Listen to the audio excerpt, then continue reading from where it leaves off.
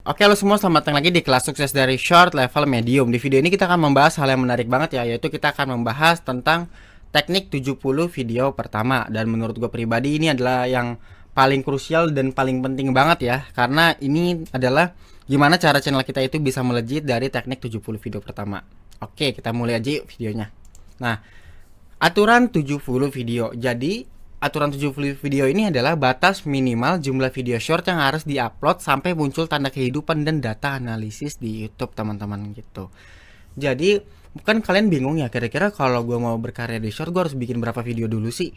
Pasti kan ada pertanyaan kayak gitu ya. Nah, jawabannya adalah sebisa mungkin teman-teman tuh bikin sekitar 70 video pertama gitu. Yang gue jelasin tadi ya. Kalau kalian itu pengen bikin video panjang, itu kan satu video itu aja capek banget ya. Nah, di video panjang tuh gue ada teknik 40 video gitu. Dan video panjang tuh bikinnya lama banget loh, 40 video. Tapi kalau di short, itu kita bisa loh bikin 70 video, bahkan gue aja bikin 80 video tuh dalam waktu 1 hari, teman-teman. Itu bukan sehari sih, kayak dalam waktu 10 jam gitu, dari ngetek videonya sampai ngedit videonya tuh 10 jam. Nah, itu kenapa bisa cepet? Karena short itu cuma 30 detik, 40 detik doang gitu. Dan menurut gue pribadi, 70 video tuh nggak akan terlalu capek banget, teman-teman. Nggak akan gila kalau di video panjang tuh main 40 video. Di video panjang tuh butuh waktu sekitar hampir sebulan orang-orang biasanya, atau bahkan 2 bulan. Tapi kalau short ini cuma sehari udah bisa kok gitu. Nah, kita lanjut lagi ya. Kenapa sih harus 70 video? Karena 70 ini merupakan batas minimal dan didasari dari pengalaman gua nih dalam ngolah sekitar, gue short udah megang 4 atau 4, dan ada satu lagi yang mau kelima ya, yang pengen dapat silver play button. Dan itu adalah yang gue rasain teknik 70 video pertama di 5 channel gue ini. Gue ngelakuin tuh bener-bener cepet banget buat dapetin subscriber, dan cepet banget buat dapet algoritma di YouTube gitu. Dan sehingga YouTube itu bisa merekomendasikan channel kita. Jadi banyak YouTuber pemula yang menyerah dan nggak tahu nih mau lanjutin shortnya karena baru upload beberapa video dan viewersnya dikit. Jadi teknik 70 video ini juga mencegah kita untuk pensiun dini, karena banyak banget case kayak gini, baru ngupload 5 video, baru upload 10 video, viewers sepi, ya besok pensiun. Wah, itu udah banyak banget, teman-teman. Makanya untuk mengatasi hal itu, coba deh kalian tuh ikutin cara gue bikin teknik 70 video pertama dulu. Kalian tuh mendingan bikin 70 video pertama dulu, teman-teman. Uh, jangan baru bikin video upload, itu nggak akan bagus gitu, karena ntar akan bolong-bolong. Saran dari gue pribadi, kalian tuh bikin 70 video pertama dulu, terus kalian kumpulin videonya, baru kalian upload di YouTube gitu. Jadi di stok dulu videonya sampai 70 biji, baru kalian upload di YouTube. Jadi kayak gitu. Nah, di sini gue next dulu ya. Apa sih yang terjadi kalau kita itu udah nyentuh 70 video? Misalnya di upload kita tuh udah nyentuh 70 video. Yang pertama, channel kita itu akan mulai direkomendasikan, teman-teman, dari YouTube. Yang kedua, viewers tuh mulai naik perlahan. Yang ketiga, mulai ada engagement atau like dan komen. Oke, teman-teman, ini adalah stok video gue ya. Ini adalah stok video gue yang belum gue upload. Nah, biasanya kalau mau bikin sebuah channel baru, gue tuh bikin stok video dulu, teman-teman. Sebisa mungkin gue bikin sampai 70 gitu. Sampai 70 video baru gue nguploadnya di YouTube gitu. Jadi biasanya gue bikin video, habis itu gue kumpulin sampai 70 gitu. Nah, ini gue lihat ya, ini ada berapa video nih. Nah, di sini gue ada 61 video ya di sini. Nah, usahakan teman-teman itu bikin sampai 70 video dulu. Nah, setelah udah dapat sekitar 70 video, baru teman-teman boleh upload di YouTube satu-satu gitu kan. Kalau di teori kemarin kompetitor kan ada yang sehari satu video, nguploadnya sehari 2 video kan. Nah, kalau teman-teman udah bikin sampai 70 video, terus ke teman-teman uploadnya sehari satu, jadi teman-teman enak tuh bisa rebahan sampai 2 bulan, 2 bulan lebih kan. Jadi ya 2 bulan 10 hari gitu, teman-teman nggak usah ngurusin YouTube lagi, tapi channel teman-teman itu udah ke upload otomatis gitu. Jadi cara gue gini, gue bikin sampai 70 video dulu, setelah udah gue upload semua, tapi nggak gue publish, gue upload terjadwal. Nah, kemarin kan udah gue kasih tahu tuh gimana cara upload terjadwal. Nah, teman-teman uploadnya upload terjadwal aja gitu. Jadi kalau kompetitor uploadnya sehari satu, ya udah teman-teman ikutin aja sehari satu. Kalau kompetitor itu uploadnya sehari dua, ya udah teman-teman ikutin aja sehari dua, dan itu enak banget kan. Ibaratnya gini, kalau misalnya gue bikin 70 video, terus kompetitor itu uploadnya sehari dua, ya udah 70 video gue upload semua, terus gue schedulein. Ibaratnya gue bisa rebahan, bisa tiduran tuh sampai sekitar 35 hari kan berarti, atau 1 bulan 5 hari gitu, gua nggak perlu nyentuh YouTube tapi algoritma gua naik sendiri. Nah itu kan enak banget kan, beda sama video panjang tuh tiap hari kita harus ngecek terus kan YouTube. Nah kalau video pendek, saran dari gue pribadi mendingan ngestok video dulu. Gue tahu di awal mungkin berat nih ngestok video, tapi setelah udah jadi stok video teman-teman itu udah enak banget gitu. Teman-teman bisa rebahan selama 35 hari kalau udah jadi 70 video. Dan atau enggak, setelah teman-teman udah bikin 35 video ini, 70 video ini, teman-teman ngupload sehari dua, ada free time selama 35 hari, baru teman-teman enak tuh bisa ngurusin channel short yang lain gitu. Terus yang channel shortnya lain videonya udah ada, tinggal di-upload lagi. Habis itu tinggal ngurusin channel short yang lain. Jadi kita di sini bisa ternak channel banyak banget gitu. Jadi yang paling penting adalah teknik 70 video. Usahakan teman-teman tuh nge-stock dulu ya videonya. Ini teknik ini tuh pertama bagus banget untuk algoritma YouTube. Kedua, biar kita itu bisa ngupload setiap hari yang nggak pernah bolong, karena di short itu kita ngupload nggak sebenarnya nggak boleh bolong ya teman-teman. Terus yang ketiga yang paling penting itu adalah untuk menghindari pensiun dini dari YouTube. Yang gue bilang tadi, orang baru ngupload 10 video, viewersnya kecil udah pensiun. Nah, usahakan kalian tuh bikin sampai 70 video pertama dulu ya. Jadi seperti itu teman-teman. Oke teman-teman, di sini kita akan lanjut lagi ya tentang syarat 70 video. Yang pertama itu wajib satu niche ya. Jadi 70 video itu wajib benar-benar satu niche ya. Nggak boleh beda-beda gitu. Misalnya kalau kalian yang sebelumnya kan ngomongin tentang, yang gua ngajarin tentang benchmark itu kan ngomongin tentang makanan. Nah, makanannya itu maksudnya di makanan kan banyak tuh. Ada tentang makanan tradisional, makanan kekinian. Nah, teman-teman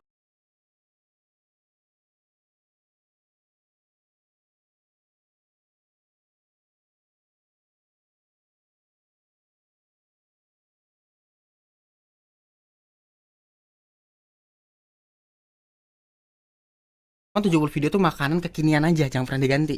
Fokus kekinian aja, jangan ngupload tradisional, fokus kekinian.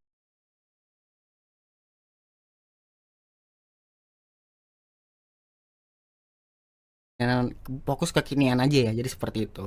Yang kedua, dalam satu hari wajib upload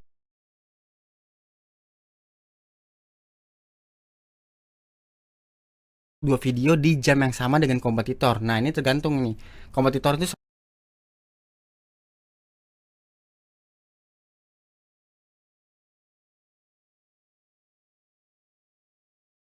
sehari satu atau 2 video. Kalau satu ikutin aja satu, kalau dua ikutin aja dua. Dan wajib mirip-mirip ya jamnya sama kompetitor. Kemarin kita udah bahas.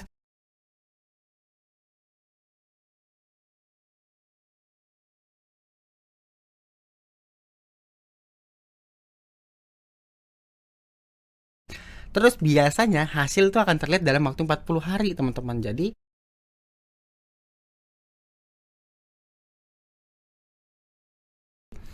dalam waktu 40 hari terakhir biasanya tuh nanti channel kita tuh pasti akan kelihatan tuh dari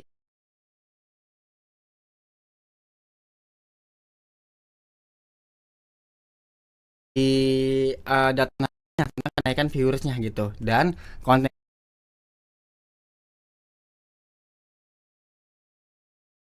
kita nanti akan taking off tuh masuknya video kita tuh nanti ada yang tembus di atas 10.000 viewers, ada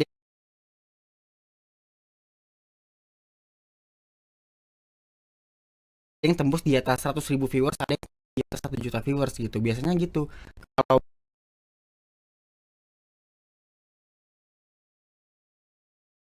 udah 70 video pasti biasanya ya ada yang tembus di atas 100.000 atau ada yang tembus di atas 1 juta.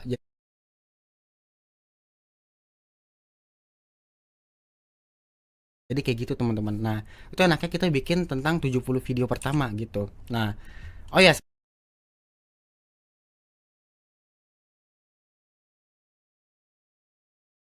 sebelum masuk ke sini gue akan jelasin dulu ya. Gue akan kasih bukti tentang salah satu channel gue nih. Oke teman-teman, ini adalah channel gue. Nanti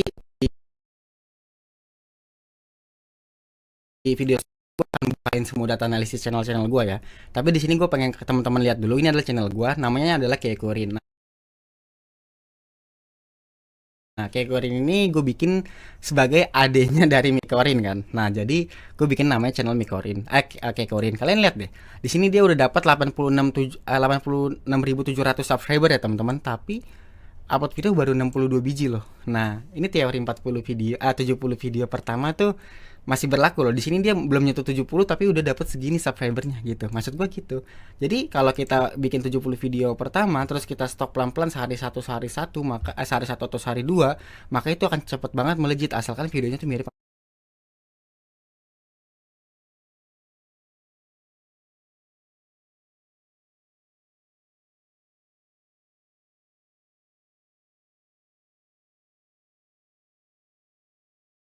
sama kompetitor gitu. Nah, kita lihat apa terbarunya viewersnya tuh. Dibanding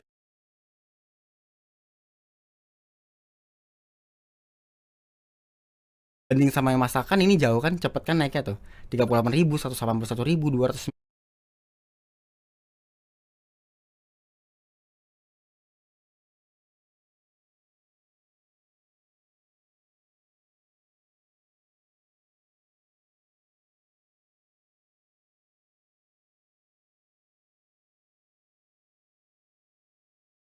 Ribu, 37, 274.000. Nah, kita lihat yang populernya ya. Ini channel yang baru sebulan.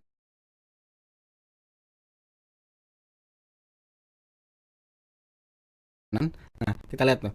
3 juta 100, 2 juta 500, 1,8, 900.000, 800.000, 500.000. Wah, kacau banget kan? Ini bentar lagi dapat triple play button nih, teman-teman. Ini channel bentar lagi 100.000, bentar lagi dapat triple play button padahal dia tuh baru doang, teman-teman, gitu.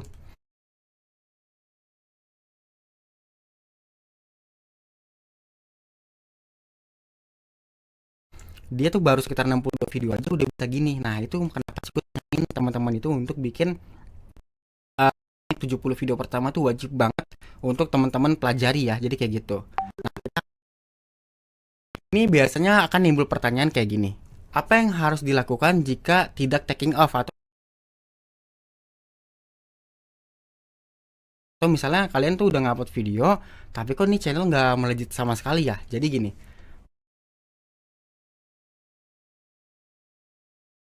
pertanda harus mengubah konten ya teman-teman. Ingat dalam adalah kontennya yang bukan niche. Nah, maksudnya ngubah konten itu gimana? Misalnya teman-teman tuh udah bikin channel tentang cemilan ya, tentang masakan di apa namanya? Niche ya tuh masakan, tapi isi kontennya tuh ngomongin masakan cemilan misalnya. Nah, udah bikin masakan cemilan tapi nggak melejit. Nah, itu artinya teman-teman tuh wajib pindah ke masakan tradisional gitu. Atau kalau nggak masakan tradisional, masakan yang estetik banget gitu. Nah, jadi kayak gitu tetap dimasakan. Kenapa sih nggak boleh ganti niche? Karena gini, teman-teman udah memilih masakan, berarti teman-teman udah suka nih di masakan, gitu kan. Jadi teman-teman udah punya, jadi teman-teman udah suka dan pasti teman-teman punya kemampuan lebih kan di bidang masakan gitu. Nah, karena teman-teman punya kemampuan lebih, teman-teman udah suka sama masakan, kalau pindah niche lain tuh bahaya gitu karena teman-teman akan kalah sama orang-orang yang udah jago di bidang itu. Nah, kalau teman-teman udah jago di masakan terus kontennya nggak melejit, coba ganti niche gitu. Misalnya masakan cemilan nggak bisa, coba di tradisional. Nah, itu biasanya melejit ya. Nah, kalau misalnya tradisional nggak bisa, baru coba ke yang estetik banget. Tapi ini jarang banget sih, biasanya orang udah nyentuh 70 video itu nggak melejit ya. Tapi biasanya sih melejit gitu. Tapi ada kasus kayak ya dia tuh nggak melejit. Nah, itu biasanya karena dia tuh salah dalam nge-benchmark atau dia udah bener nih nge-benchmarknya tapi itu nggak sesuai dengan passionnya dia. Nah, itu ada yang kayak gitu. Ntar akan gue kasih contoh ya. Soalnya gue juga pernah nge-benchmark tapi kontennya itu sebenarnya gue nggak bisa tapi gue coba ikut-ikutan aja dan hasilnya viewsnya biasa aja dan kecil malah kayak gitu. Nah, yang kedua wajib menjalankan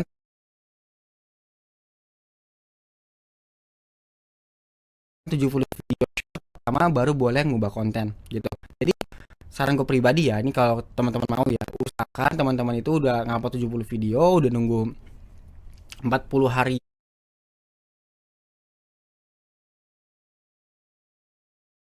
lebih atau sebulan lebih, terus lihat analisisnya. Kalau misalnya channelnya itu viewersnya udah di atas 10.000 atau sorry kalau udah 70 video tuh biasanya udah yang di atas 100.000, pertahanin. Tapi kalau nggak ada yang di atas 100.000 itu harus ganti konten pertandanya. kayak gitu. Nah, ini jika sudah mengupload video 40 video tapi tidak mendapatkan 100.000 viewers, maka wajib ganti konten. Nah, yang ini sama yang ini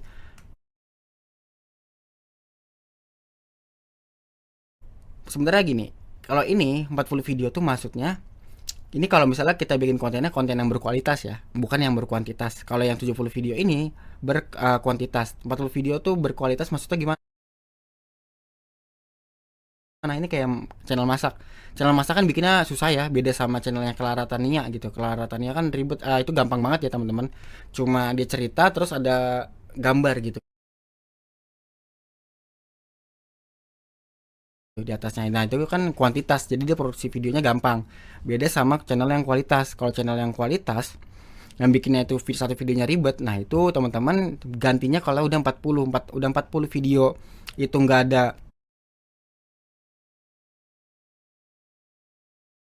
yang tembus di atas 100.000 viewers, itu artinya teman-teman wajib ganti konten. Tapi ini khusus bikin konten yang berkualitas ya, yang bikin konten itu ribet banget. Nah, tapi kalau yang berkuantitas kayak kelaratannya gitu, teman-teman jangan 40 tapi coba dulu sampai 70. Nah, kalau udah 70 video short pertama baru channel teman-teman masih nggak melejit, masih nggak dapatkan 100.000 viewers, artinya teman-teman baru boleh ganti konten gitu. Nah, pastikan niche tersebut sesuai dengan teman-teman ya. Jadi sesuai dengan jati diri teman-teman. Nah, jangan pernah cepat ngambil kesimpulan teman-teman kalau di YouTube. Jadi kayak gitu. Oke, sekarang lanjut lagi. Gue mau cerita nih tentang channel Lokacraft. Nah, ini sebenarnya ini adalah channel gua. Jadi gue bikin channel ini tuh karena gue itu lagi nyoba pasar, dan di sini gue lihat orang-orang luar negeri bule-bule tuh pada bikin kayak gini juga gitu. Nah, jadinya gue kepikiran apa gue bikin kayak gini ya, tapi teman-teman di sini gue nggak punya kemampuan di bidang kayak gini. Akhirnya gue paksain kan, gue ngapain video gitu. Nah, ini kan channel yang berkualitas ya, bukan yang berkuantitas. Berkualitas tuh dia bikin satu videonya susah gitu. Nah, di sini gue udah bikin 40 video dan ternyata viewersnya itu cuma dapat 11.000 doang, paling tinggi loh dibanding yang lain. Ini cuma dapat 11.000 doang karena gue nggak passion di bidang ini dan gue cuma nguji pasar doang. Gue ngerasa kayaknya gue nggak bisa dah. Nah, kalau kayak gini teman-teman boleh ganti niche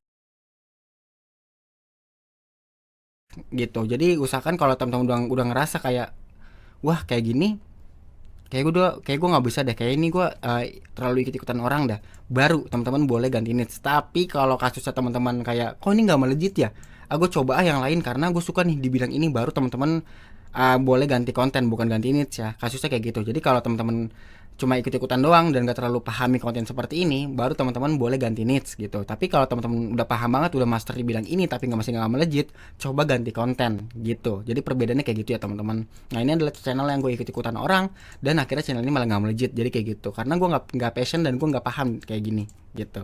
Karena audiens itu, penonton itu bisa ngelihat nih kita itu paham atau enggak sama kontennya teman-teman. Itu yang perlu banget teman-teman pelajari ya dan pahami. Jadi seperti itu. Oke, di sini gue pengen ngasih sedikit tips aja ya. Jadi di teknik 70 video itu gue pengen banget teman-teman itu bisa mungkin ada teks ya. Ini harus lihat dari kompetitor banget. Nah, jadi usahakan kalau kompetitor pakai teks dalam ngedit videonya, teman-teman wajib pakai teks gitu. Jadi dalam membuat video short, teks merupakan elemen yang sangat penting untuk membantu penonton memahami informasi yang kita inginkan gitu. Karena video short durasinya pendek dan cenderung cepat penyampaiannya, dengan teks penonton dapat mencerna isi video lebih mudah. Ini tergantung konten. Biasanya kalau konten-konten tentang pengetahuan umum itu ada teksnya gitu, ada subtitle kayak gini nih. Nah, usahakan teman-teman bikin yang ada subtitlenya juga ya kayak gini gitu. Wajib ada teksnya juga. Kompetitor bikin teks, teman-teman bikin teks, tapi usahakan fontnya itu dimiripin ya sama kompetitor. Itu di CapCut yang kita kemarin bahas di level pemula itu kan pilihan fontnya banyak tuh, teman-teman bisa coba sendiri yang mirip-mirip sama kompetitor. Tapi di sini kompetitor warnanya kuning, teman-teman bisa ganti warnanya biru misalnya. Jadi kayak gitu. Yang kedua, footage. Jadi kualitas footage atau video yang kita gunakan wajib banget HD dan jernih ya, agar enak dilihat oleh penonton. Jangan pernah videonya itu nggak HD teman-teman, karena itu fatal kalau di short ya. Kalau di video panjang masih oke, tapi kalau di short nggak boleh, wajib 720 pixel atau 1080 pixel kalau bisa. Nah, jadi saat ekspor di bagian editing video juga jangan lupa gunakan format ini. Sebenarnya udah gua bahas ya di level pemula, yaitu 9:16 di CapCut. Itu udah ada kok, gua pertama kali langsung ngajarin modify tentang format 9:16 gitu. Oke, di sini kita akan next lagi teman-teman. Di sini adalah transisi video. Jadi untuk menggabungkan antara video satu dengan video lainnya, biasanya editor akan menghubungkannya dengan transisi agar perpindahan video terlihat rapi dan gak kaku. Contoh transisi yang bisa dipakai adalah dissolve, wipe, atau fade. Nah, sesuaikan dengan gaya pengeditan kompetitor channel teman-teman ya, gitu. Nah, transisi itu kan sempat gue bahas ya di CapCut, itu ada juga transisi. Jadi udah lengkap gitu. Nah, kita lihat ya, kira-kira kompetitor tuh bikinnya gimana. Nah, di sini teman-teman gue mohon banget coba dengerin 3 detik pertamanya dia, pertama, kedua gimana cara pengeditan videonya dia, ketiga tentang teksnya dia tuh seperti apa. Ini dia gimana kalau bumi sebesar planet Jupiter. Manusia terus mencari planet yang dapat dihuni, dan ternyata NASA dan Badan Antariksa menemukan planet yang mirip dengan bumi, namun ukurannya sebesar planet. Nah, kita udah dengerin ya dari judulnya dia, terus dari 3 detik pertamanya dia, itu kan yang gue bilang kan bikin kepo. Terus dari teksnya dia setiap ngomong ada teksnya. Terus perpindahan dari planet ini ke planet yang lain tuh biasanya ada transisi gitu. Nah, itu penting banget. Jadi usahakan teman-teman bikin kontennya tuh mirip ya sama kompetitor, dan itu wajib banget. Usahakan teman-teman bikinnya tuh mirip sama kompetitor, dan transisinya harus niat juga. Nah, kalau ini masuknya ke video yang berkualitas bukan yang berkuantitas. Nah, jadi usahakan teman-teman bisa bikin kayak gini gitu. Kalau mau bikin konten-konten yang kompetitornya kayak gini, jadi kayak gitu. Oke, makasih banget teman-teman sudah nonton video ini. Kita bertemu di video selanjutnya.